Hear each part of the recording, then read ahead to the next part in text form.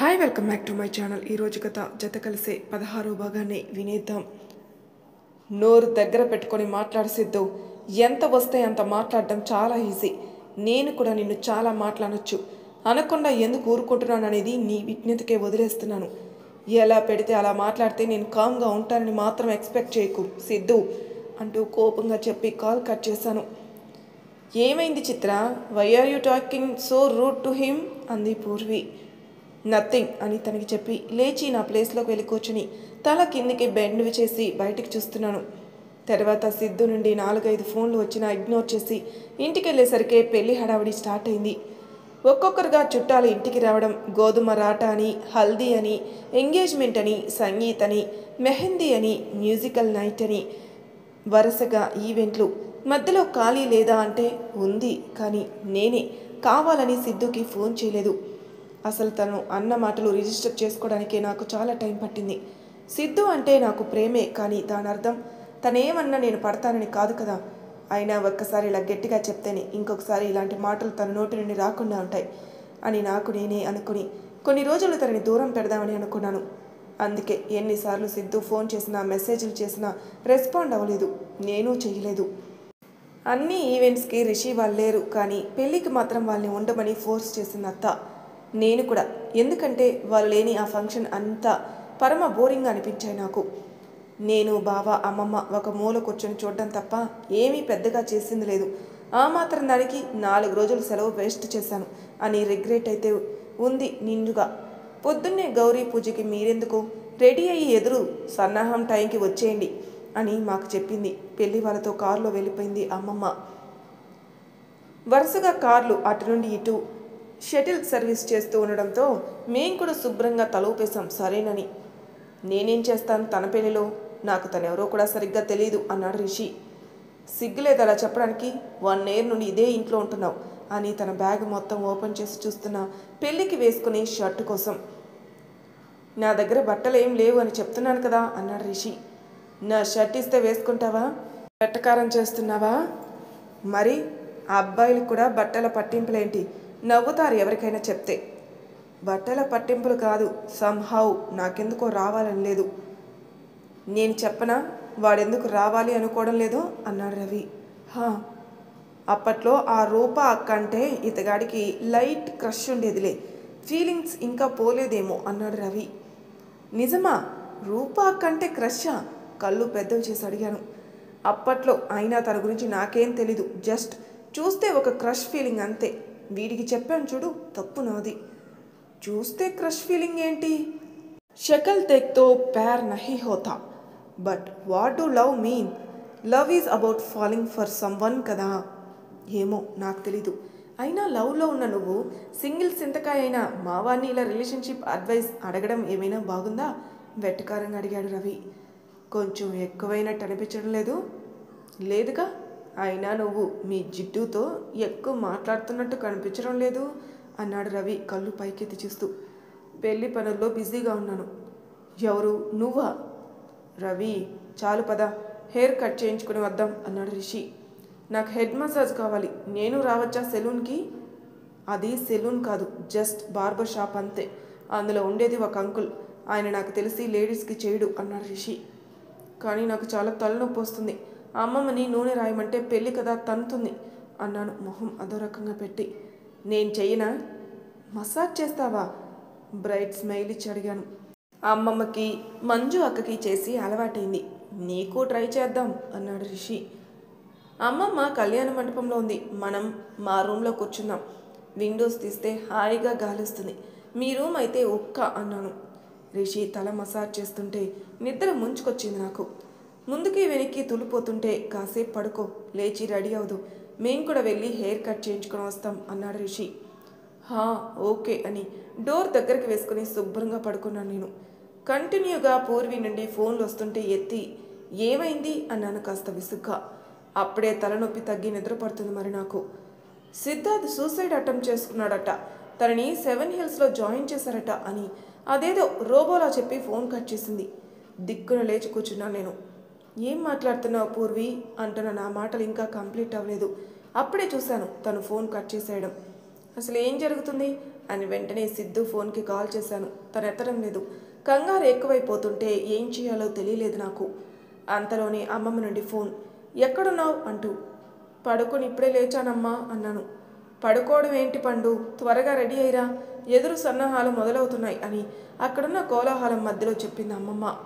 హా సరే అని ఫోన్ కట్ చేసి గబగబా స్నానం చేసి లెహెంగా వేసుకుని కూర్చున్నాను ఫ్యాన్ కింద.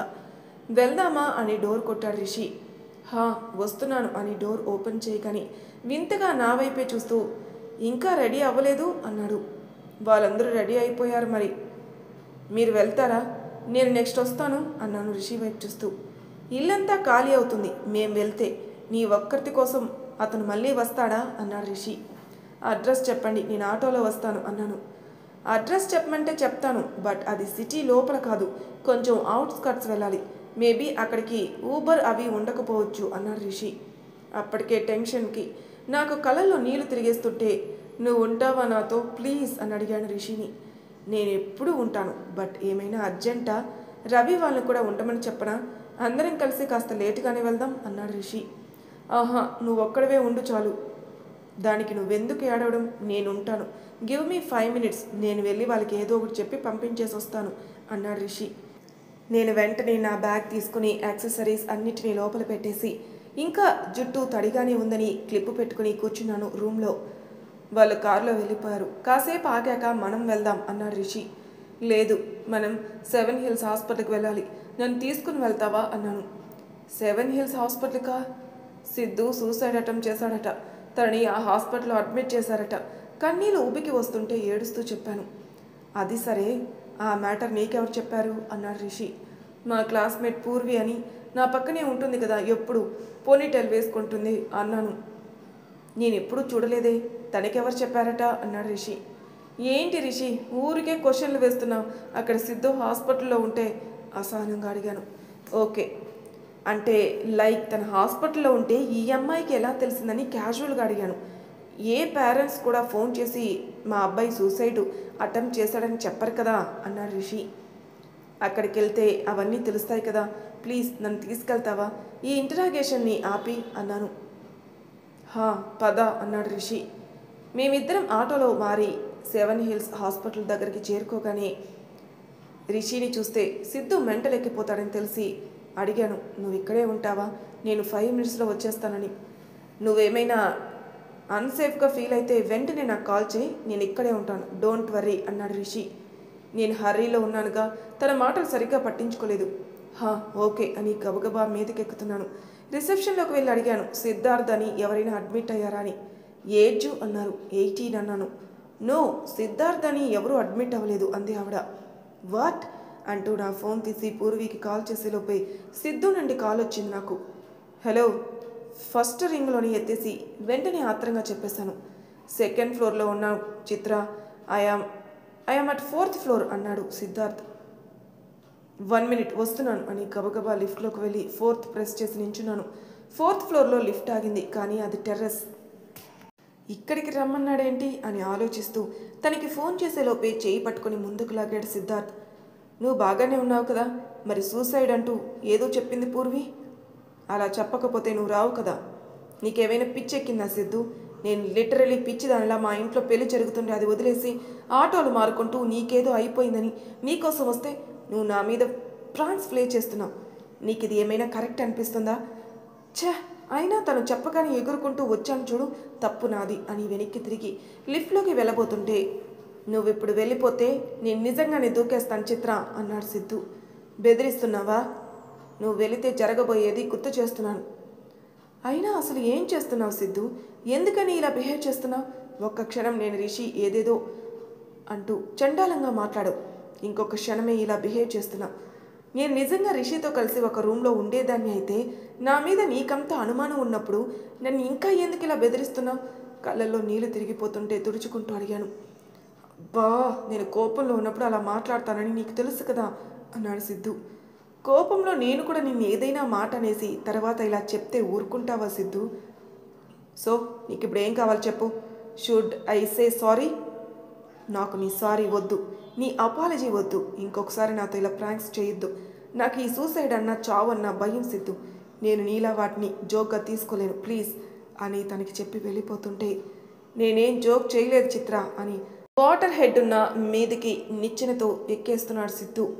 నీకేమైనా పిచ్చి పట్టిందా సిద్ధు అని తన షర్ట్ పట్టుకుని వెనక్కి లాగా అడిగాను. నేను ఇష్టపడింది ఎప్పుడు నా నుండి దూరం అవ్వలేదు చిత్ర. ఇప్పుడు అవుతుంటే ఐ కాంట్ టేక్ ఇట్. దానికంటే ఈజీగా నా ప్రాణం పోతే బెస్ట్ అనిపిస్తుంది అన్నాడు సిద్ధు. ఆ మాట వినగానే వెన్నులో వణుకంటే ఏంటో స్పష్టంగా తెలిసింది నాకు. కాళ్ళల్లో సత్తువ, కళ్ళల్లో ప్రాణాలు రెండూ లేవు నాకు. బ్లాంక్గా చూస్తూ ఉండిపోయాను తన వైపు.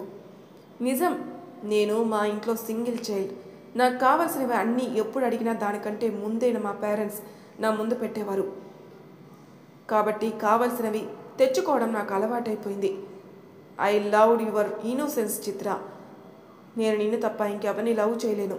అది నీకెలా చెప్పాలో నాకు అర్థం కావడం లేదు అన్నాడు సిద్ధు. నాకు భయం వేస్తుంది సిద్ధార్థ్. దేనికి అని తను ఒక్క అడుగు ముందుకు వేసేసరికి నేను 2 అడుగులు వెనక్కేశాను. Why are you behaving like this Chitra అని నా చేయి పట్టుకొని ముందుకు లాగాడు సిద్ధార్థ్. నువ్వు మాట్లాడుతున్న మాటలు నిజమో అబద్ధమో నాకు తెలియడం లేదు.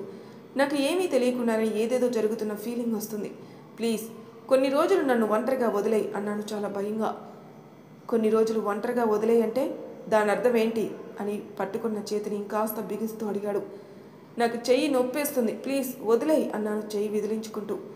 లేదు, నువ్వేదో అన్నావు కదా, అదేంటో చెప్తే వెంటనే వదిలేస్తాను అని ఇంకాస్త గట్టిగా పట్టుకున్నాడు నా చెయ్యిని.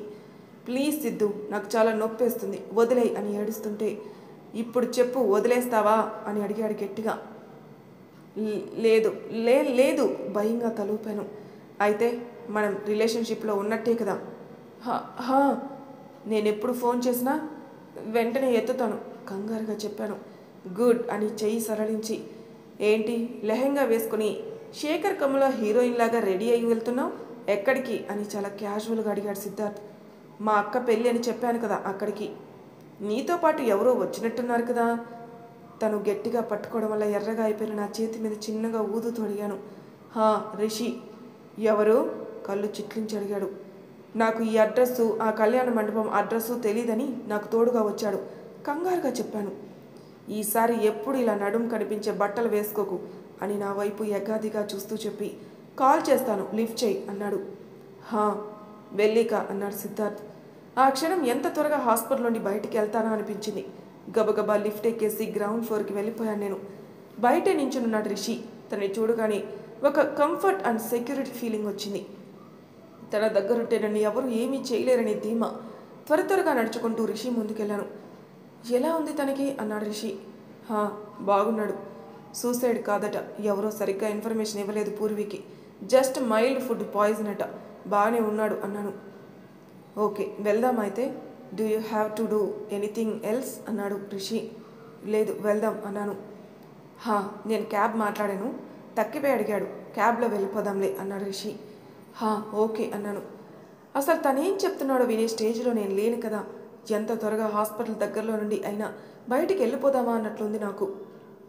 క్యాబ్లో కూర్చొని నీళ్ళు తాగేంత వరకు నా ఊపిరి తిరిగి రాలేదు. అప్పుడు నెమ్మదిగా స్లోలోకి వచ్చినట్టుంది నాకైతే. ఏమైంది? చెయ్యేదంతా ఎర్రగా ఉంది. ముందు సీట్లో కూర్చున్నాడు. కాస్త వెనక్కి తిరిగి అడిగాడు రిషి. అది ఇందాక గాజులు ఎక్కిస్తే ఎక్కలేదు, వెంటనే ఎర్రగా అయిపోయింది అన్నాను అదొక రకంగా నవ్వి. జాగ్రత్త అని నా బ్యాగ్ నా చేతిలో పెట్టాడు రిషి. అని ఆ బ్యాగ్ నుండి నా సామాన్లు తీసుకుని రెడీ అవుతుంటే, మిర్రర్ కొంచెం వెనక్కి చేసి, కనిపిస్తుందా, నా ఫోన్ ఇవ్వనా అన్నాడు రిషి. వద్దు, చూసి చేసుకునే అంత మేకప్ ఏం లేదులే అని క్లిప్ తీసి జుట్టు ఫ్రీ చేస్తుంటే, వచ్చేసాం అన్నాడు రిషి. అని దిగి రిషి క్యాబ్ అతనికి మనీ ఇవ్వబోతుంటే ఆపి, ప్రతిసారి మీరే కాదు మేం కూడా ఇవ్వచ్చు అని మనీ పే చేసి లోపలికి నడుస్తున్నాం నేను రిషి. అప్పటికే ఫుల్ కోలాహలం అంతా. ఎంతమంది చుట్టాలు ఉన్నారో మాకు అంతమంది చుట్టాలు ఉన్నారని నాకు ఈరోజే తెలిసింది. లోపలికి వెళ్తున్న దగ్గర నుండే అందరూ వివేక్కి కాబోయే అమ్మాయట అని అనుకుంటుంటే తల తీసి ఎక్కడైనా దాచుకుంటే బాగుండు అనిపించింది నాకు. బావా ఆ పక్కకి జరుగు అన్నాను. ఇప్పటి వరకు ఏం చేస్తున్నావే? ఇందాకే రవి వాళ్ళు వచ్చినట్టున్నారు అన్నాడు బావా. రెడీ అవ్వలేదు, అప్పటికి లేట్ అయిందా అన్నాను. లేదు అన్నాడు. అందరూ వివేక్కి కాబోయే భార్యవే అంటున్నారు. ఎవరు చెప్పారు? అమ్మమ్మనా అన్నాను. లేదు, నన్ను షాక్కి గురి చేస్తూ మీ అత్త చెప్పింది అన్నాడు బావ. ఏంటి అత్త? అత్తే. ఎందుకు బావా? నాకు గట్టిగా మూడిందని నాకు అర్థమైంది. ఇన్ని రోజులు నాన్న మాత్రమే అనేవారు. ఇప్పుడు అమ్మ కూడా జాయిన్ అయింది. మా మ్యాటర్ ఇంట్లో తెలిసిన రోజు నన్ను ఏం చేస్తారో అని తలుచుకుంటే రాత్రి నిద్ర పట్టలేదు తెలుసా? నువ్వు కానీ ఈ లవుల్లోకి దిగగే బాబు. నీకు మంచి సంబంధం నేను చూసి తీసుకొస్తాను. వీటిలో నువ్వు వేగలేవు అన్నాడు బావ చిన్నగా నవ్వి. స్టార్టర్స్ తింటూ పక్కనే ఉన్న రిషి వైపు చూశాను. ఫోన్లో రీల్స్ చూసుకుంటున్నాడు. ఓయ్, నీ క్రష్ని చూడవా? అసలు ఆ గ్రీన్ లంగావనులు చూడు ఎలా ఉందో. ఆ మెడలో కాసుల పేరు అచ్చం మురారి సినిమాలో సోనాలి బింద్రేలా ఉంది. చిన్న ఛాన్స్ ఇస్తే చాలు వేసుకుంటావు కదా. మరి నన్ను మీరు రోస్ట్ చేయలేదా? ఏంటే నన్ను ఈ మూల వదిలేసి మీరందరూ మాట్లాడుకుంటున్నారు అన్నాడు బావ. ఏం లేదు. అవును పండు, ఒకసారి ఇట్రా, మన ఇద్దరం ఒక ఫోటో తీసుకొని శ్రీజాకి పంపిద్దాం అన్నాడు. అది స్టార్టింగ్లో పెట్టిన ఫోటో బూత్ దగ్గర ఫోటోలు తీసుకుంటున్నాం మేమిద్దరం. వెంటనే వాళ్ళ స్కూల్ టీచర్స్ గ్యాంగ్ అందరినీ తీసుకొని వచ్చి వివేక్ అని పిలిచింది అత్త. వాళ్ళని చూసినప్పుడే మ్యాటర్ అర్థమైనా వెళ్ళకపోతే అత్త తిడుతుందని తెలిసి మొహం వేలాడి తీసుకొని వెళ్ళాం నేను బావ. మా అబ్బాయి వివేక్ మీకు తెలుసు కదా. ఈ అమ్మాయి మాకు కాబోయే కోడలు, మా వారి మేనకోడలు అని మా ఇద్దరిని పరిచయం చేసింది అత్త. నమస్తే అతి బలవంతం మీద చెప్పాం నేను బావ. జోడీ చక్కగా ఉన్నారని అందరూ ఏదో ఫార్మాలిటీకి కంప్లీట్ చేసి ఊరుకుంటే ఒక అంకుల్ మాత్రం నిన్ను ఒక అరగంట క్రితం 7 హిల్స్ హాస్పిటల్లో చూశానమ్మా, నువ్వే కదా అన్నాడు. 7 హిల్సా? నువ్వు 7 హిల్స్ వైపు ఎందుకు వెళ్ళావు పండు? అటువైపు నీకేం పని అంది అత్త. ఆ మాట తను ఎలా అడిగిందో తెలియదు కానీ నాకు మాత్రం చాలా సీరియస్గా అడిగినట్టు అనిపించింది. మరి తర్వాయి భాగంలో ఏం జరుగుతుందో నెక్స్ట్ ఎపిసోడ్లో తెలుసుకుందాం. అంతవరకు నా ఛానల్ సబ్స్క్రైబ్ చేయని వాళ్ళు ప్లీజ్ సబ్స్క్రైబ్ చేసుకోండి, లైక్ చేసి షేర్ చేయండి, మీ అభిప్రాయాల కామెంట్ రూపంలో తెలియజేయండి. Thank you for listening.